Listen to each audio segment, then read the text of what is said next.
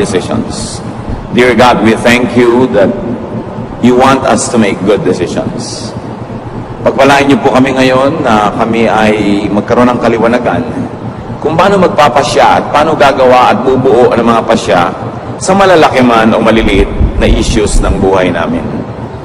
Ngayon, humihiling kami ng simpleng mensahe na aming maunawaan at maipapamuhay at matatandaan, lalo na sa mga oras ng kalituhan. Patawarin niyo po kami sa mga kasalanan namin, aming Diyos.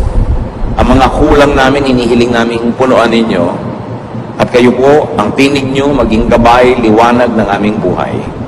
We ask you to speak to us powerfully. Use your servant only as your instrument. But may your voice be heard, O God. Lead us, heal us, encourage us, correct us. In the name of your Son, Jesus, we pray with thanksgiving. Amen. How do we make decisions? Araw-araw, meron tayong pasyang ginagawa. May maliit, may malaki. Merong napakahalaga, merong di naman ganong kalaki ang kahalagahan. Pero dapat pa rin tama ang desisyon. When we make decisions, first of all, get guidance from the written scriptures, meaning the Bible. Salamat na lang, napakamahalagang general teachings, and sometimes even specific teachings, are in the Bible. Knowledge that comes from the Bible save us from ruin, from great mistakes, and even push us to greater accomplishment. Psalm 119, 105, your word is a lamp to my feet, a light on my path. Siyempre, ang image rin ito ay isang taong naglalakad sa dilim ng gabi na maaari siyang makatapak ng ahas, maaari siyang matalisod, maaaring mahulog. At ang salita daw ng Diyos na nakasulat sa Biblia ay liwanag na nagsisilbing gabay sa kanyang dinaraanan. Para mga maliliit na footlight sa isang landas o kaya ay portable light, flashlight na dala-dala ng naglalakad. Ganun kahalaga na ito ay nakakatulong sa bawat hakbang na ginagawa ng tao. Psalm 119:99, I have more insight than all my teachers, for I meditate on your statutes. Nadadaig pa daw ng estudyante ang guro kung lagi niyang pinagbubulay-bulayan ang mga kautusan ng Diyos. So when you say scriptures, of course, you mean the Old Testament and even the New Testament that has been passed on to us. Especially, very powerfully, the teachings of Jesus Himself. Matthew 13:54, coming to His hometown, He, meaning Jesus, began teaching the people in their synagogue. And they were amazed. Where did this man get this wisdom? They asked. So nakakita sila, nakarinig sa Panginoong Yesus ng mga bagong anggulo ng katuruan, mga bagong husay, bagong galing, bagong kaliwanagan na hindi nila nakita, nadinig sa mga dati na nilang mga guro. Pero ang mahalaga dito, sinasabi that Jesus was primarily a teacher. Kaya ang tawag sa kanya, Rabbi. So dapat siya ang ating number 1 na guro, pamantayan. Sinusukat natin yung mga nadidinig natin at nalalaman sa Old Testament, maging sa New Testament, sa pamantayan ng greatest teacher, the Lord Jesus Christ. So we get guidance from the written word. Dapat dala-dala mo ang Biblia mo, sa ulado mo, nasa computer mo, at para nananariwa sa iyong alaala ang mga principles, teachings, commands, promises, and the stories in the Bible, models of whom we should follow, models that we should not follow. At pagbuo ang ating pagkakaunawa dito, malaki na ang pagkakataon na tama ang magiging desisyon natin. Alam natin kung sinong hindi dapat tularan, sinong dapat tularan. Alam natin kung ano ang mga pamantayan na ibinigay sa atin. Napakahalaga nung nakasulat. At dahil nakasulat, hindi na napapalitan, kaya hindi pa bago-bago. Pwedeng asahan. Bukod dyan, you get guidance from the spiritual scriptures. Bansag ko lang yon na spiritual scripture. Ibig sabihin yung salita ng Diyos, utos ng Diyos na hindi nakasulat. Like revelation by the Spirit. guidance, ideas in the realm of thought. Pwede ka magbukas ng pahina ng Biblia para humanap ng guidance, at pwede din ipikit mo ang iyong mata, patahimikin mo ang iyong puso, magbulay-bulay ka, at marinig mo yung munting tinig ng Diyos na kumakausap sa iyong espiritu. Acts 8:29, the Spirit told Philip, go to the chariot and stay near it. In other words, hindi naman si Philip ang nag-isip na pupunta siya doon sa taong ito na nakasakay sa isang karwahe para niya turuan ang salita ng Diyos. Ang Espiritu ng Diyos ang nag-udyok sa kanya. Kung paano niya ito nadinig? Sound waves ba to? Thought waves ba? Hindi sinabi sa atin. Pero, nakuha niya yung mensahe at sinunod niya. So, these so-called spiritual scriptures are not written, but they could be given in conscious thought. Paggising ka, mulat o nag-iisip, they come in inspiration, realization, enlightenment, kaliwanagan. Ibang iniisip-isip mo, binubulay-bulay, tapos biglang nalaman mo. Biglang nagagap mo, kuha mo yung ideya, kaiisip mo. Conscious. Acts 13:4, the two of them, sent on their way by the Holy Spirit, went down to Seleucia and sailed from there to Cyprus. So maaaring gusto mong pumunta doon pero nakasara ang pinto. Gusto mong gawin yun pero hindi pwede. Napag-isip-isip mo, ayaw ipagawa sa akin ng Diyos. So sa pag-iisip, sa pagbubulay-bulay, sa pananalangin, nahahayag sa iyo ang kalooban na hindi naman nakasulat sa Biblia. Kasi alam nga namang lahat ng gagawin mo, hanapan mo ng nakasulat. Ano kayang iluluto kong putahe ngayon? Anong kulay ang isusuot kong damit bukas? Sinong pakakasalan ko? Bibili ba ako ng bahay o hindi? Anong negosyo ang maganda? Wala ka naman makikitang exact verse na para sa'yo. Pwedeng may mga verses sa written scripture na general na pwede mong paghanguan ng specific application sa buhay mo. Pero you are already taking the license to apply it to your life. Ngayon, meron namang mga revelation na dumarating sa iyo sa pamamagitan ng paghahayag ng Espiritu. Habang gising ka, at pwede rin kung tulog, because a spiritual guidance could be given in a dream. Merong napapanaginipan nila ang sagot sa kanilang tanong. Pero siyempre, maingat tayo dahil hindi mo naman alam kung aling panaginip ang dahil lang kulang ka sa paligo. Alin ang dahil mang marami kang inaalala tuloy hanggang sa pagtulog mo, sumisiksik sa utak mo at sa panaginip, at alin ang galing sa tinig ng Diyos. Pero, yes, napakaraming instances na ginamit ng Diyos ang panaginip sa pagbibigay ng guidance sa mga tao. Acts 11:12, the Spirit told me, Peter speaking, to have no hesitation about going with them. At sa panaginip niya nakuha yung sagot. Kasama siyempre sa spiritual scriptures ang discernment, pakiramdam, yung wala kang basihan na conscious, na intellectual reason, pero nararamdaman mo. So may pakiramdam, kaya dapat ang tao marunong makiramdam. How else do you make decisions? Get guidance from what we call the practical scriptures.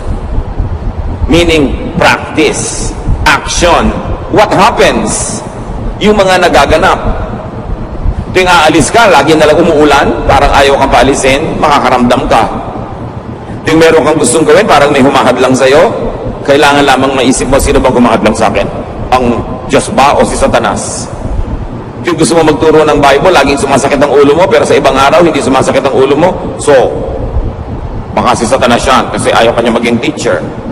O baka may life habit ka na tuwing oras ng pagbabible study, doon ka talaga sumasakit ang ulo dahil may iniinom ka palang gamot o meron ka palang kulang sa tulog the day before. You've got to look at all those. Yung practical reasons, spiritual reasons, and scriptural reasons, titimplahin mo ngayon para makagawa ka ng desisyon. But when we say practical scriptures, we mean supernatural direction or intervention. Yung malinaw na yung nagaganap sa paligid mo, in practice, in action, ayun ang kalooban ng Diyos para sa iyo. 1 Kings 17:2-4. Then the word of the Lord came to Elijah.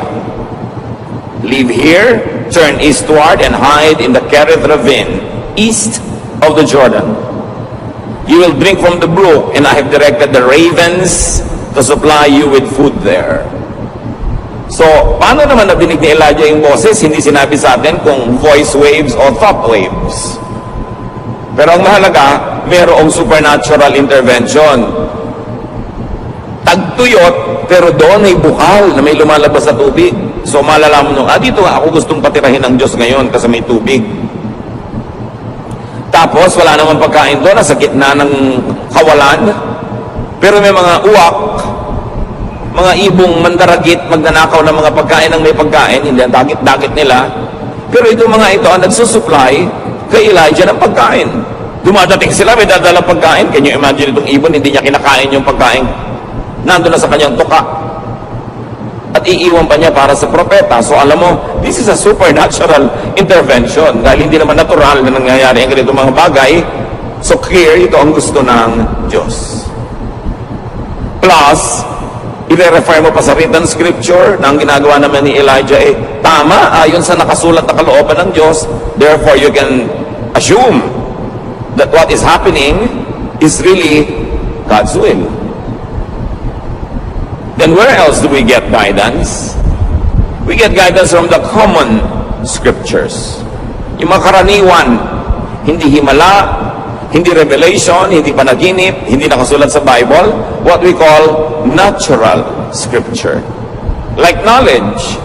May knowledge ka naman eh. Sabi, Pastor, ano po bang gagawin ko? A, B, o C? Isipin mo, mag-isip ka, sa palagi mo, anong pinakamabuting gawin? Nung inisip-isip ko po, B. Di yun ang gawin mo, kaya ka nga may isip.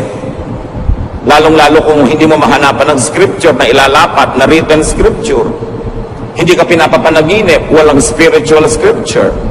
Wala ring practical scripture kasi hindi naman nanghihimasok ang Diyos sa mga nangyayari sa buhay mo araw-araw para malaman mo talaga kung sa Kanya gusto pumunta. So anong gagamitin mo? Mag-iisip ka. Use knowledge, common sense, and also your conscience. How does it feel sa espiritu mo at sa puso? Dahil lahat ng yan ay galing din sa Diyos. Yung knowledge, common sense, conscience, galing sa Diyos. Pero, pwede rin niyang mabaluktot, madaya ng ating kaaway na spiritual. Kaya hindi lang basta konsyensya ang pinapakinggan. Ito ba'y konsyensyang nakababad sa salita ng Diyos? Konsyensyang masunurin sa kalooban ng Diyos? Therefore, ito'y konsyensyang magiging sensitibo sa mali at sa tama. Kasi hindi siya gasgas. Hindi siya puro kalyo na wala nang maramdaman. Kasi may mga konsyensyang wala nang maramdaman. Hindi ibig sabihin walang dapat maramdaman, kundi nawala na ng pakiramdam. Dahil hindi pinapakinggan yung konsyensya. Pero yes, kasama pa rin yan sa pagtimpla natin ng desisyon. How does it feel? What do you think of it? What does the Bible say? Ano ang nakikita mong mga nangyayari sa paligid? Pinagsasama-sama. Pero meron talagang salita ang Diyos na hindi nakasulat sa papel, sa computer, hindi nakauka sa bato, nasa puso ng tao. Kaya kasama ang puso sa pagtitimbang ng mga bagay-bagay. Romans 2:15, this proves that a conscience is like a law written in the human heart, and it will show whether we are forgiven or condemned. So yung daw budhi, yung bait, yung konsyensya, ay tulad din ng batas ng Diyos na sa puso naman isinulat. So kasama rin yon. Ano ang sinasabi ng aking puso? Ano ang sinasabi ng nakasulat na verses? Ano ang sinasabi ng mga pangyayari sa paligid? Ano ang sinasabi ng aking mga panaginip? Ano ang sinasabi ng karunungan ng mga tao na kapaligid sa akin, lalo ng mga makadiyos na tagapayo? Pinaglalakip-lakip natin yan bago tayo gumawa ng mahalagang desisyon. Get guidance from common sense, from knowledge, from experience. Dahil yan ay pagpapala din sa atin ng Diyos. Halimbawa, ang mga Hudyo, ang mga unang naging Kristiyano, hindi naging malinaw sa kanila agad-agad. kung ang mga kaugalian nila at katuroan ng pagkahudyo ay itutuloy pa nila ngayong sila'y Kristiyano na. Pero may mga ibang uri pa ng tao na naging Kristiyano, mga Hentil, Gentiles, non-Jews. In other words, yung cultural baggage ng mga Jew, hindi cultural baggage ng mga Gentile. Halimbawa, Jewish men, Jewish boys always had to be circumcised. Gentile boys were not required. Jewish people were required to eat this and not to eat these types of food. The Gentile people were required by other dietary traditions. May ibang kaugalian at may ibang mga kinasanayan ng mga Jews at Gentiles. Ito ngayon, paano na naging Christian na ang mga Gentile? Automatically, yung mga Jews na naging Christian, itinutuloy pa nila yung traditions nila kasi Jews sila. Pero yun bang Gentile na naging Christian, pasusunod din nila sa mga batas na nakasulat sa scriptures ng mga Jew, lalo't Old Testament. Meron ng New, the Lord Jesus Christ.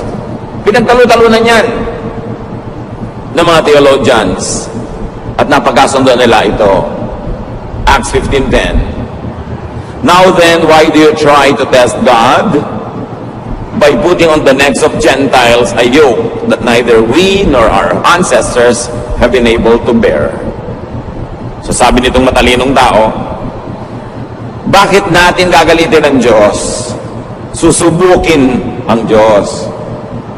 Sa pamamagitan ng paggigiit natin, pagpipilit, na yung mga napakahihirap natin mga batas at tradisyon na tayo nga hindi natin masunod at hindi rin nasunod ng mga ninuno natin, ipapamana natin at ililipat at pipilitin pang sundin ng mga Gentiles sa naging Christian. Hindi pa ba sapat na maging Christian na lang sila? Huwag na silang gawing Hudyo. At ang napagkasundoan, yes, huwag na nga maliban na lang sa tatlong mga bagay na ito at binanggit nila yon. Pero ang kahulugan ng napaka-importante, ginawa nilang user-friendly ang Christianity to the Gentiles. Yung mga hirap na pagsunod sa mga batas ng pagiging Hudyo, di na nila iginiit na sundin din ng mga Gentiles. In other words, sa pagtuturo nila sa mga Gentile Christians, may mga nakasulat sa written scriptures sa Old Testament na nasa tradisyon nila na hindi na nila ipinilit pa na sundin din ng mga Gentiles. So what do we see the new church in Jerusalem doing? They discarded what was outdated, irrelevant, and undoable to the Gentile. So pwede ka na maging Christian na hindi ka nagpapacircumcise. Hinayaan na nila yung mga Gentiles sa kainin yung mga dati nilang kinakain, except sabi nila, huwag kayong kakain ng mga karning, yung dugo ng dumpa. Yun isa nila mga iginiit. Tatlo lang yung pinilit nila, yung isa huwag na mamuhay sa immoralidad, etc. Pero kung tutusin, by very strict Jewish standards, binibreak nila ang Old Testament, di ba? Dahil hindi na nila ipinapasunod sa mga Gentile believers, pero pinagana nila ang utak nila, ang practical teaching, common sense, tinignan nila yung convenience ng mga mananampalatayang Gentile at nagpasya silang, oo nga, tayo na lang mga Jewish Christians ang magpatuloy ng Jewish traditions while we are Christians. But the Gentiles need not become Jews just so that they could be saved. So, in the manner of speaking, the apostles were discarding a lot of written scripture in favor of the unwritten one. Common sense, knowledge, conscience, and kindness to the new believer. Hindi sila nagpakamatay, pumatay, at nanggera para igiit yung written scripture na sa culture and lifestyle of the new believers, wala namang ugat, walang pinag-ugatan, hindi kakapit, at wala namang kahulugan. Yun na lang pinakakonte ang itinira nila para yung mga Kristiyanong Gentile, hindi na sila mabigatan tulad ng bigat na dinala ng Israel na sila na rin ang umaaming di naman nila na kayang dalhin. Saan pa tayo kukuha ng mga basihan ng pagde-decide? Among the common scriptures, nature. Kailangan marunong ka rin makinig sa nature dahil Diyos ang lumikha niyan. Luke 12:54, he said to the crowd, when you see a cloud rising in the west, immediately you say, it's going to rain. And it does. Yan ang sabi ng Panginoon. Pag nakakita kayo ng senyales sa himpapawirin na may ganitong uri ng ulap, alam niyo uulan at uulan nga. So ibig sabihin, pinagbabala kayong mamangka, magbiyahe, maglakbay, huwag nyo na ituloy kasi uulan. Or ituloy nyo pero maghanda kayo na mababasa kayo sa daan. So, Pastor, ikakasal po ako, gusto ko maging June bride, gusto ko po guardian wedding. Iha, tagulan. Ano ba ang trahe de boda mo? Kapote. Hindi po, yung may mahabang-mahaba pa ng buntot. Kakalad ka rin may putik dahil gusto mo guardian. Ipag-pray po natin, di po ba mabait si Lord? Ikaw mag-pray mag-isa mo. Tag-ulan, hindi ko sasabihin sa Diyos na huwag niyang paulan yun kasi tag-ulan eh. So kahit anong dasal ang gawin mo, ano yung faith mo at binaha yung kasal mo, huwag ka magtampo sa Diyos because you must listen to nature. God is the author of nature. Kahit ka pastor, kahit ka banal, sumakay ka sa barkong sira, lumubog, mamamatay ka. Hindi na dadaan sa kabanalan yung lulutang ka sa tubig. Dahil sabi ng gravity at ng law of buoyancy, lulubog ka. When your weight is greater than the weight of the water that your body displaces. So, lulubog ka. You've got to respect nature. Huwag mong daanin sa dasal. Huwag kang humingi ng himala. Sumunod ka na lang sa nature. Magpakasal ka ng Pebrero, bihirang umulan. At kung talagang sure ka, ayaw mong mabasa yung mga entourage mo, edi indoors, at makailangang garden pa. Proverbs 6:6, go to the ant, you sluggard, consider its ways, and be wise. O siya, sabi din sa Proverbs, tingnan mo yung mga langgam, matuto ka sa kanila, ang liit-liit ng utak niyan, kasi ang liit niya, yung utak mo ang laki. Pero dapat, matuto ka. Yung mga langgam, pag tag-araw, doon sila nagtatrabaho, doon sila nangongolekta ng pagkain nila, ini-impact nila, para pag nagtag-ulan, doon lang sila sa mga lungga, tahimik sila. So dapat din, iayos mo ang ginagawa mo ayon sa panahon, sa seasons. Hindi mo makikita sa scripture kung kailan na magandang date ng pagpapakasal, pero makikita mo sa nature kung ano yung date na bagay sa motif ng kasal mo. Luke 21:29-30, look at the fig tree and all the trees. When they sprout leaves, you see for yourselves and you know that summer is near. Kahit sa puno, makakabasa ka ng mensahe ng Diyos. Malapit na magtagulan, malapit na magtaginit. Pag wala ng dahon ng puno ng siniguelas, alam mo na kung anong panahon. Pag nagpupulahan ng mga ponsetya, alam mo mangyayari. Nandun yun. Isa pa na pwedeng pagkuhanan ng guidance, common scripture, science. The most useful and practical science, physics. Then you can also learn from chemistry, biology. Medicine comes from that, from a lot of chemistry and biology. May sakit po ang nanay ko, ipag-pray natin. Pinainom mo naman ng gamot. Hindi po, ipag-pray na lang natin. Painumin mo na ng gamot. Ipadoktor mo. May pinaghihimalaan. Paano kung hindi paghimalaan ng nanay mo? Di gamitin mo yung natural, available, scientific way para siya gumaling dahil Diyos din naman ang nagsulat ng mga laws of science. 2 Kings 20 verse 7, merong haring mamamatay na. Then Isaiah said, prepare a poultice of figs. They did so and applied it to the boil, and the king recovered. Mamamatay na yung hari, yung pala ang gabot lang naman konting mga dinikdik na mga dahon-dahon na itinapal, gumaling. Propeta to ha, hindi niya pinagdasal, pinagdikdik niya ng dahon because alam din niya yung science of medicine. So kasama sa pagde-decide yun. Ipapagamot po ba namin ang nanay namin o ipapapray? Di gawin mo pareho. Pero ipagamot mo kasi yun ang sinasabi ng pinakamababaw, pinakauna na pangangatwiran, yung natural. Why go against natural law when you can follow the natural law? Si Timothy, laging sira ang tiyan. Sinabi ba ni Paul, manalangin ka? No. 1 Timothy 5:23, stop drinking only water and use a little wine because of your stomach and your frequent illnesses. So anong payo ni Paul? Puro tubig kasi pinag-iinom-inom mo, baka may mga butete pa at mga kitikiti. Tumigil ka muna ng uminom ng tubig. Ang inumin mo muna wine kasi may alcohol yan, content, mayroong medicinal content yan, makakabuti sa'yo. So dapat marunong tayong sumunod sa science. Another common scripture that you can ask you to help make you a decision is your heritage.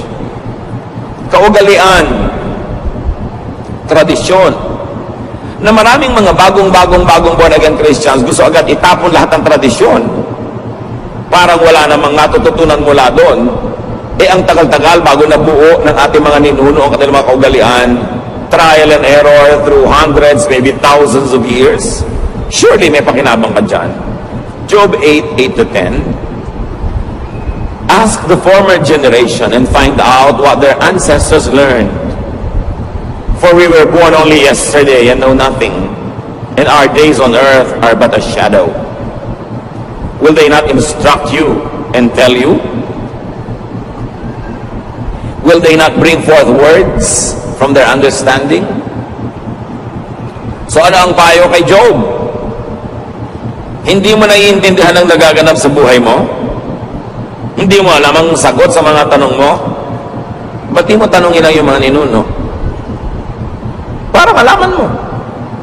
Kung ano yung naalaman na nila noon pa at alam na nila, para huwag ka nang mapagod na mag-aral pa ngayon. Papunta ka pa lang, pabalik na sila. At yun ang halaga ng payo ng matatanda. 20 anyos ka, may kausap kang 80 anyos. Imagine, 4 times sa buhay mo na yung naibuhay niya. Surely may maituturo siya sa'yo. Kailangan pahalagahan mo yon. Sabi niya, pag tinanong niyo ba yung mga ninuno niyo, hindi ba sasagutin kayo? Paano ka naman po tatanungin, namatay na? Yun nga di, alalahanin mo ang kanilang mga kasabihan, ang kanilang mga kawikaan, na binuo nila dahil observant sila sa laws of God, laws of nature, the laws of conscience, the laws of society.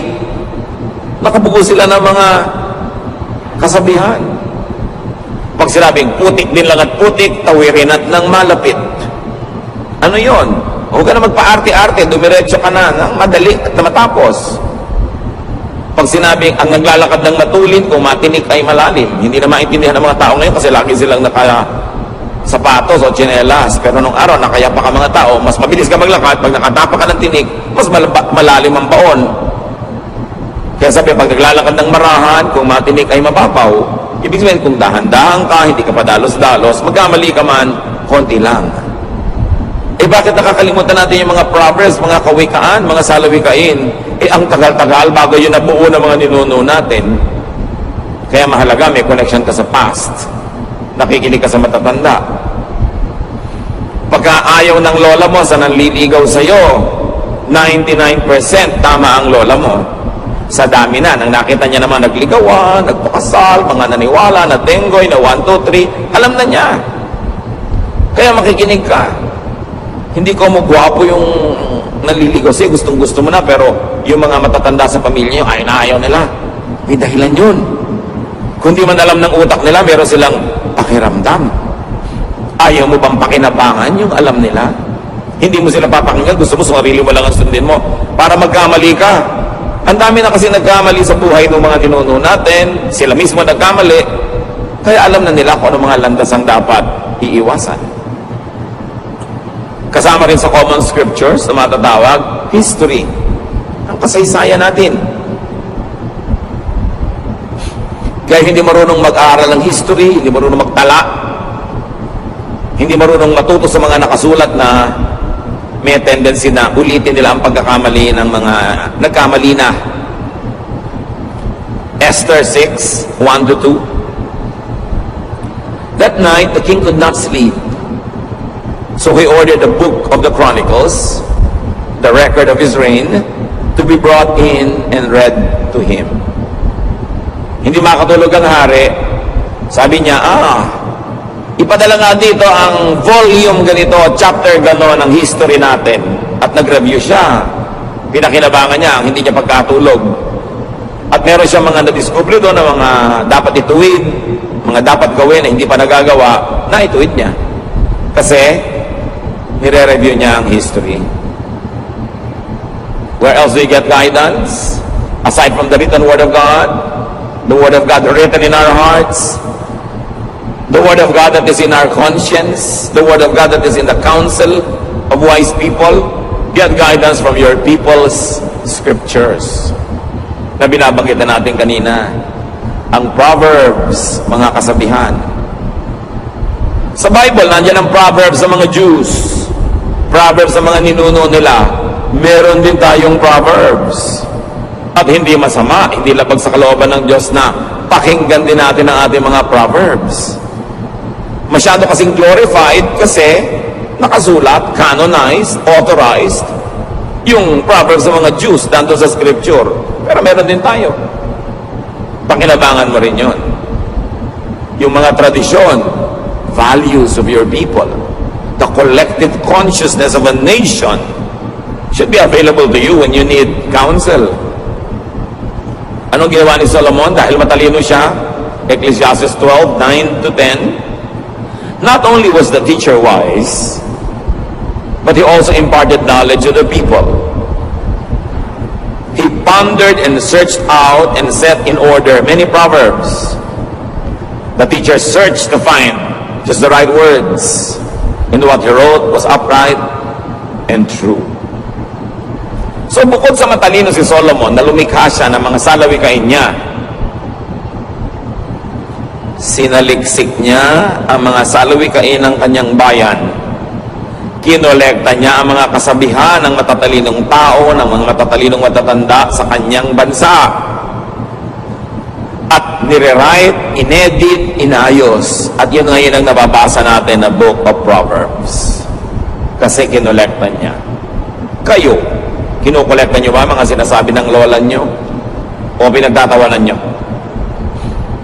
Kung galing kayo sa mga bayan-bayan, kung saan-saang sulok ng bansa, kinokolekta nyo ba yung mga kasabihan ng matatanda? Kasi maraming matatanda, sumasa kabilang buhay na, pag inilibing sila, kasama sa libingan, ang kanilang mga kasabihan, kung hindi nyo na naisulat, wala nang makakaalam. Daang taon, libong taon bago na-develop yung mga ideas na yun. Alam nyo yung latik na inilalagay sa suman at sa bibingka, yung napakasarap na mga butil-butil na mga inilalagay sa ibabaw ng kakanin. Siguro sa isang dakot na latik, kailangan mo mga 10 nyog para mo gatain. At yung gata, lulutuin mo, ang matitira lang, yung latik na yon. Ganun ang mga kasabihan. Sa konting kasabihan, ang daming karunungan, pag-iisip, pagbubulay-bulay, trial and error ang nasangkot bago nabuo ang mga kasabihan. Tapos mawawala lang dahil namatay yung matatanda. Dapat ingatan. Dapat buuin. Your people's scriptures include living treasures, our elders. Makinig ka sa magulang, sa lola, sa mga tiya. Kahit ayaw mo nung sinasabi nila, pakinggan mo, pag-isipan mo, dahil lalo't ka mag-anak ka nila, mahal ka nila sa buhay, magpapayo ba sa'yo yan ang ikasasama mo? Alam na naman sabi ng matatanda sa meeting, halika, payuhan natin yung pamangkin natin ng ikasasama ng buhay niya para magkawasak-wasak siya. Meron kayang ganun? Dapat mo pakinggan. Proverbs 1, 8 to 9, Listen, my son, to your father's instruction, and do not forsake your mother's teaching. They are a garland to grace your head and a chain to adorn your neck. So ang imagery dito, mga athletes na nananalo sa mga timpalak, mga manunula, mga namamalagtas, mga tumatakbo, mga kumakarera, na kung nanalo, binibigyan ng bulaklak, inilalagay sa kanilang ulo, mga dahon-dahon, tulad na nasa ulo ng mga makata, o mga bulaklak, o mga medalyang isinasabi sa kanilang leeg. Sabi dito, yan ang halaga ng payo ng magulang. Makinig ka sa tatay mo, makinig ka sa nanay mo, or their equivalents in your life. Kasi makakatulong yan sa buhay mo. So, ilan na ang pagmumulan ng ating karunungan para matimpla natin kung anong gagawin natin sa buhay. The written scriptures, the spiritual scriptures, that's in your heart, your conscience, your knowledge, natural knowledge, sciences, discernment, mga kasabihan, ipapanalangin mo pa, tapos may gagawin ka pa. Di ang dami. Sasalain mo siya. Para yung makakalampas lang sa salaan, ang pahalagahan mo. Sa dinami-rami ng written words, sa dinami-rami ng spiritual guidance, mga nangyayari sa paligid, filter everything with Solomon's teachings on meaninglessness. Kung merong salaan ng Old Testament, kung saan mo dapat salain ang mga katuruan, at doon mo sukatin kung mabuti sa iyo, makakasama ba sa iyo, pumunta ka doon sa nagsulat na pinakamatalino sa lahat, si Solomon. So Solomon should be a standard. So sabi ng nanay ko, sabi ng konsyensya ko, sabi ng paligid, sabi ng scripture, sabi ng Old Testament, sabi ng ganitong epistle, sabi ng panahon, sabi ng weather, sabi ng science, ano nga ang sabi ni Solomon? Susukatin mo doon. Ecclesiastes 2:16, for the wise, like the fool, will not be long remembered. The days have already come when both have been forgotten. Like the fool, the wise too must die. So nagkakamatayan din lahat ng tao, matalino't hindi. So sabi ni Solomon, anong mahalaga sa buhay? Ecclesiastes 3:12, I know that the best thing we can do is to always enjoy life. So ito sabi ng panaginip mo, ito sabi ng verse, ito sabi ng matatanda. Ngayon, ang ending is, sabi mo, nakaka-enjoy ba sa buhay itong gagawin kong desisyon? Kasi sabi ni Solomon na pinagkalooban ng Diyos ang pinakamataas na talino, dapat enjoy ka.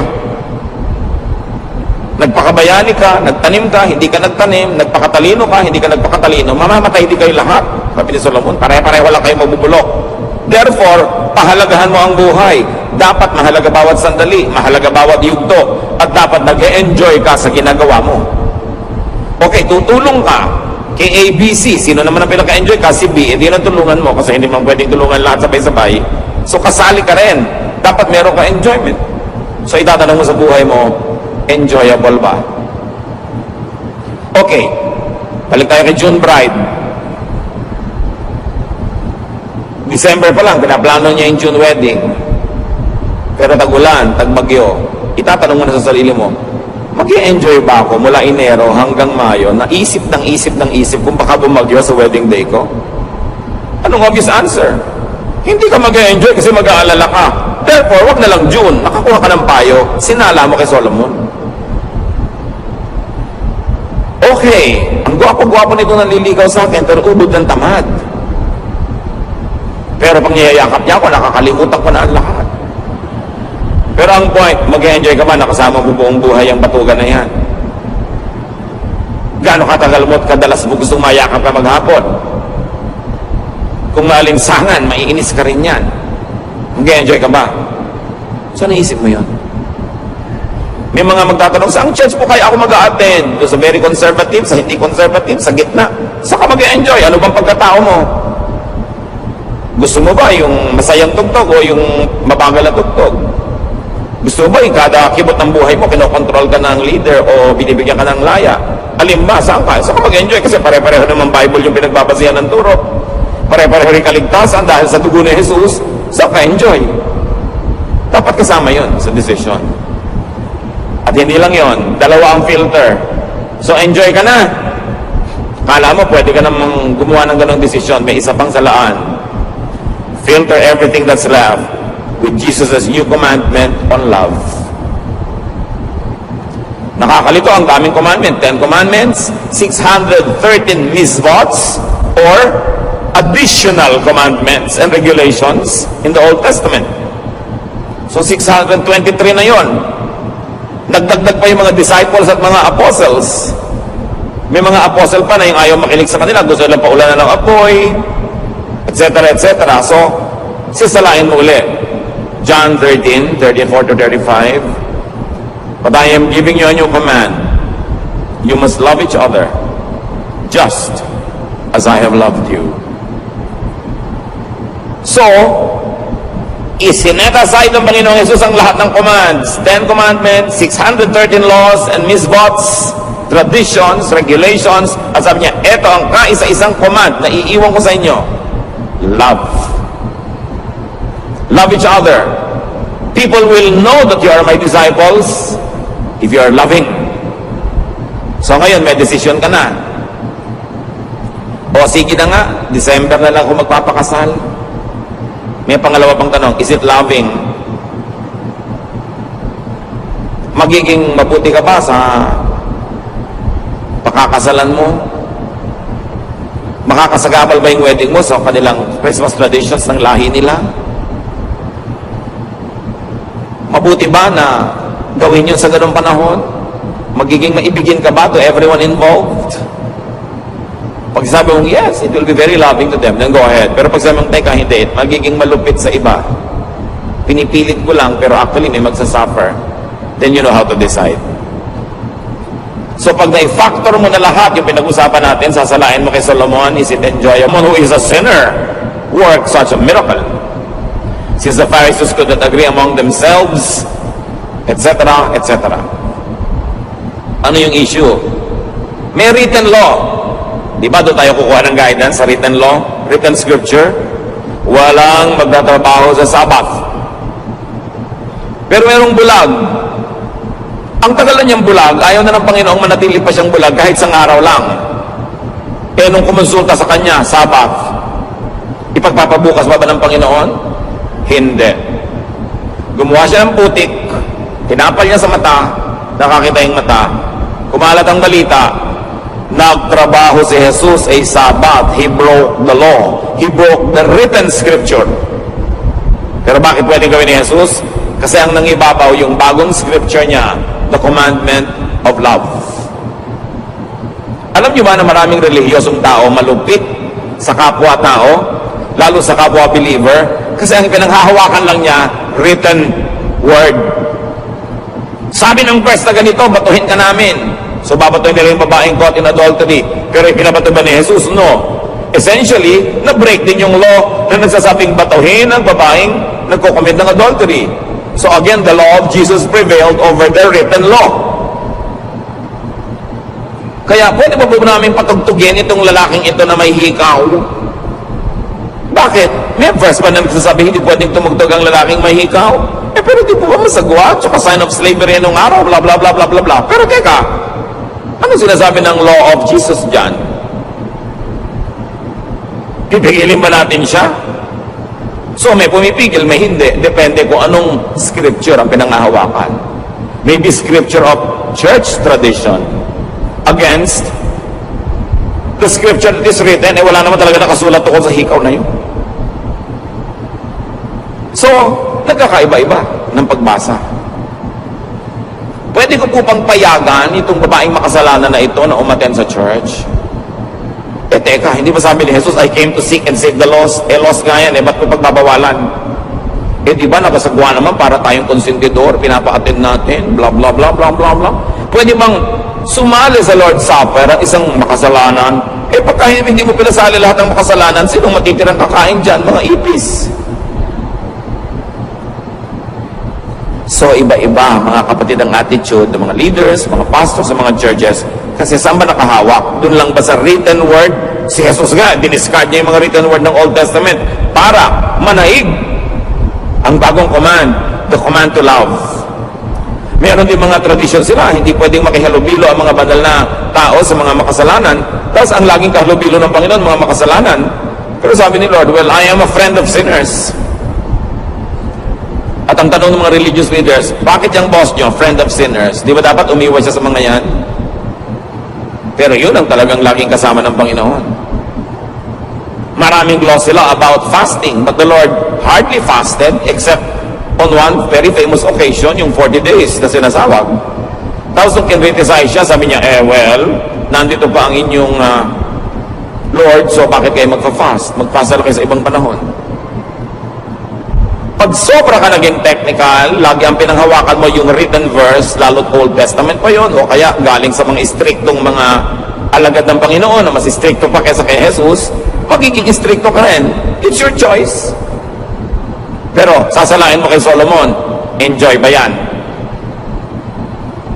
Okay, camp ng mga kabataan, bawal mag-shorts, tag-araw, enjoy ba yan? Ang init-init.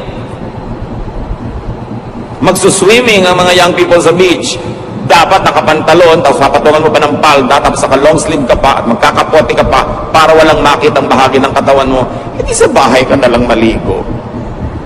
So ang tanong, enjoy ba yan? Loving ba yan? Saan nakahawak ang verse? May hahawak ang verse yun, kaya pagpipilitan niya, pero doon ka lang ba talaga kumukuha? Samantalang si Jesus, si Solomon, nagsabi na mag-adjust kayo. Sinasabi, makinig kayo sa payo na inyong mga magulang. Lahat pa ng payo ng magulang nyo, verse. Dahil kumukuha sila doon sa unwritten verse. Common sense, experience, tradition. Si Solomon, nangolekta ng mga salawikay ng mga matatanda. Yung ba mga salawikay ng bayan niya, galing sa bibig ng Diyos? Written word ba yun? No. But it came from wisdom. Therefore, it becomes useful. So you must contextualize. Hindi ko mo may verse, bulag mo nang i-apply sa buhay ng iba. Samantalang, yung sumulat at yung sinulatan, sila yung nag-uusap no, nakikibasa ka lang ngayon, ikaw ba yung kausap para i-apply mo agad sa buhay mo? Siyempre, pwedeng i-apply yan, generally speaking, kaya nga merong saysay at may halaga sa atin. Pero, kadita-detalyehan, kalit-liitan ng sabi ni disciple na ganito, kay babaeng ganon, ikaw ba yung kausap? Kailangan ka bang sumangkot sa usapan na yon at yung buhay mo mawala ng enjoyment o mawala ng love? Kaya mahalaga sinasala kay Solomon at kay Jesus. Get what Scripture meant to and for the original recipients. Maraming utos sa Biblia, may kausap. Sabi ng Diyos kay Noah, gumawa ka ng sasakyang dagat. Siyang kausap, hindi ikaw. May sinabi si Paul sa mga babae sa Corinth, di sundin nila, sila yung kausap. Pero ikaw ba yung babaeng tinutukoy niya? Ikaw ba yung pinagbebelo? Ikaw ba yung pinapagalitan niya? Eh kung hindi naman ikaw, ba't ka sasali sa usapan? So mahalaga. Pwede mo rin naman kunin yung ano ba yung universal general teaching ng usapan nila na pwede ko i-apply sa buhay ko. But for you to apply every detail of what person A told person B in the Bible, you will end up being oppressed. Tulad din ng mga Hudyo na Kristiyano, sabi na, sige, huwag na nating pasunurin sa mga batas ng Hudyo yung mga Gentile na naging Christian. Sila mismo, yung sarili nilang batas, itinabi nila para tanggapin nila yung new reality that now the faith is no longer exclusive to Jews, but it also included Gentiles. So how do you solve that? You don't have to turn them into Jews. Laws have to be rewritten. Ganon din sa buhay natin bilang mga mananampalataya. Hindi laging dapat mong ikulong ang sarili mo doon lang